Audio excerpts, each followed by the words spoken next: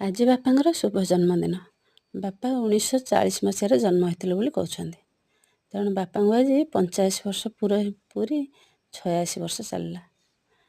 ଠାକୁରଙ୍କ ପାଇଁ ଆଣିଥିବା ବଇଁଶିରେ ଝୁମକା ଲଗେଇ ନେଇ ଆସିଥିଲି। ଆଜି ବୋଉ କହିଲା ଟିକେ ଗଙ୍ଗା ପାଣି ଛିଞ୍ଚି ନେଇ ମନ୍ଦିରରେ ଦେଇଦେବୁ। ଠାକୁରଙ୍କ ବଇଁଶିଟି ନେଇଯାଇଥିଲି ମନ୍ଦିରକୁ। ଭୋଗ ନେଇ ମନ୍ଦିରକୁ ଯାଇ ପହଞ୍ଚିଲା ବେଳକୁ ଭାଇନା ଆସିଛନ୍ତି। ଭାଇନାଙ୍କୁ ଦେଇଦେଲେ। ଠାକୁରଙ୍କୁ ହାତରେ ବଇଁଶିଟି ଭାଇନା ଧରାଇଦେଲେ। ବହୁତ ସୁନ୍ଦର ଦେଖାଯାଉଥିଲେ ଠାକୁର।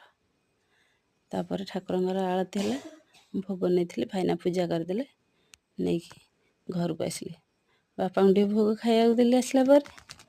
ଠାକୁର ତ ଆଳତି ଦେଖିଲା ପରେ ମନ ବହୁତ ଖୁସି ହେଇଯାଇଥିଲା। ତାପରେ ଘରକୁ ଆସି ବାପାଙ୍କ ପାଇଁ ଆଜି କିଛି ନୂଆ ଡ୍ରେସ୍ କରାହେଇନଥିଲା। କ'ଣ କରିବେ, ଏତେ ଡ୍ରେସ୍ ତ ଆଉ ପିନ୍ଧୁନାହାନ୍ତି। ତେଣୁ ବାପାଙ୍କ ପାଇଁ ଆମର ଭାଇ ବିପିନି ସିଏ ଆଣିଥିଲା ଏଇ ଗାମୁଛାଟି, ସମ୍ବଲପୁରୀ ଗାମୁଛା। ମୁଁ କହିଲି ଏଇ ଗାମୁଛାରେ ବାପାଙ୍କର ଆଜି ଜନ୍ମଦିନ ହେଇଯିବ। ବାପାଙ୍କୁ ମିଠା ଟିକେ ଦେଇଦେଲି। ବାପା ବି ଖୁସିରେ ଖାଇଦେଲେ। ବାପାଙ୍କର ଡାଇବେଟିସ୍ ଅଛି କ'ଣ କିଛି ଚିନ୍ତା ନାହିଁ। କୁନି ଭାଉଜ ନେଇ ଆସିଛନ୍ତି ମୋ ପାଇଁ ଟିକେ କ୍ଷୀରି ତରକାରୀ।